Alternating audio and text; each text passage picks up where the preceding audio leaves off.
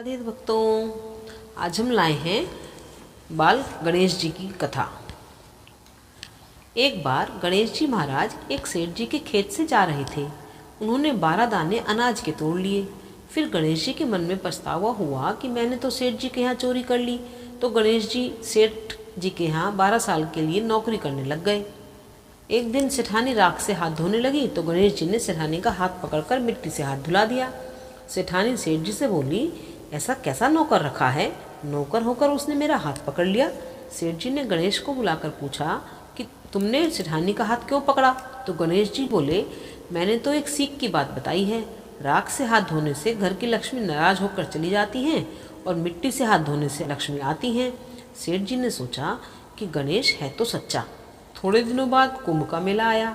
सेठ जी ने कहा, गणेश, सेठानी को कुंभ के मेले में स्नान करा के ले आओ। सेठानी किनारे पर बैठकर नहा रही थी तो गणेश जी उनका हाथ पकड़कर आगे ले जाकर के डुबकी लगवा लाए। घर आकर सेठानी ने सेठ से कहा, गणेश ने तो मेरी इज्जत ही नहीं रखी और इतने सारे आदमियों के बीच में मुझे घसीटकर आगे पानी में ले गए। तब सेठ जी ने गणेश जी से फिर पूछा, ऐसा क्यों किया। तो गणेश जी ने कहा, सेठानी किनारे पर बैठकर गंदे पानी से नहा रही थी तो मैं आगे अच्छे पानी में डुबकी लगवा कर ले आया। इससे अगले जन्म में बहुत बड़े राजा और राजपाट मिलेगा। सेठ जी ने सोचा कि गणेश है तो सच्चा। एक दिन घर में पूजा पाठ हो रहा था, हवन हो रहा था। सेठ जी ने गणेश को कहा कि जाओ सेठानी को बुला लाओ। गणेश सेठानी को बुलाने गया तो सेठानी काली चुनरी ओढ़कर चलने लगी। गणेश जी ने काली चुनरी फाड़ दी और कहा कि लाल चुनरी ओढ़ के चलो।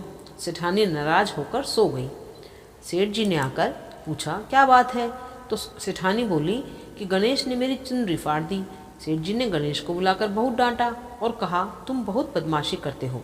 तो गणेश जी ने कहा, पूजा पाठ में काला वस्त्र नहीं पहनते हैं, इसलिए मैंने लाल वस्त्र के लिए कहा।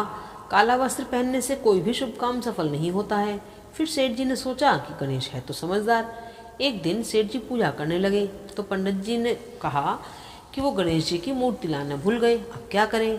तो गणेश जी बोले कि मेरे को ही मूर्ति बनाकर विराजमान कर लो, आपके सारे काम सफल हो जाएंगे। यह बात सुनकर सेठ जी को बहुत गुस्सा आया और वो बोले कि अब तक तो तुम सेठानी से ही मजाक करते थे, अब तुम मेरे से भी मजाक करने लगे। गणेश जी ने कहा, मैं मजाक नहीं कर रहा हूँ, मैं सच कह रहा हूँ। इतने में ही गणेश ने अपना गणेश जी का रूप धारण कर लिया और सेठ और सेठानी ने ही गणेश जी की पूजा करी। पूजा खत्म होते ही गणेश जी अंतर्ध्यान हो गए। सेठ सेठानी को बहुत धोखा हुआ और उन्होंने कहा कि हमारे पास तो गणेश जी रहते थे और हमने उनसे इतना काम कराया।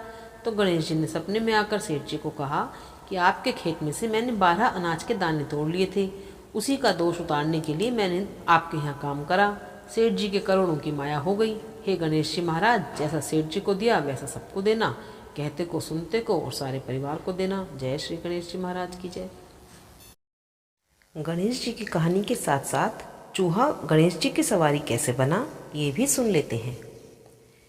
एक प्रचलित कथा के अनुसार एक आधा भगवान और आधा राक्षस प्रवृत्ति वाला नर था क्रोंच।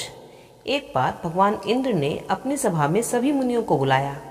इस सभा में क्रोंच भी शामिल हुआ। यहाँ गलती से क्रोंच का पैर एक मुनि के पैर पर रखा गया।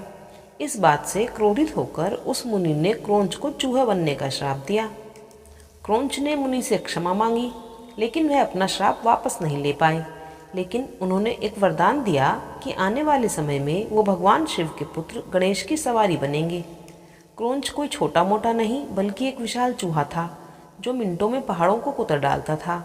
उसका आतंक इतना था कि वन में रहने वाले ऋषि मुनियों को भी वह बहुत परेशान किया करता था। इसी तरह एक दिन उसने महर्षि पाराशर की कुटिया भी तहस नहस कर डाली।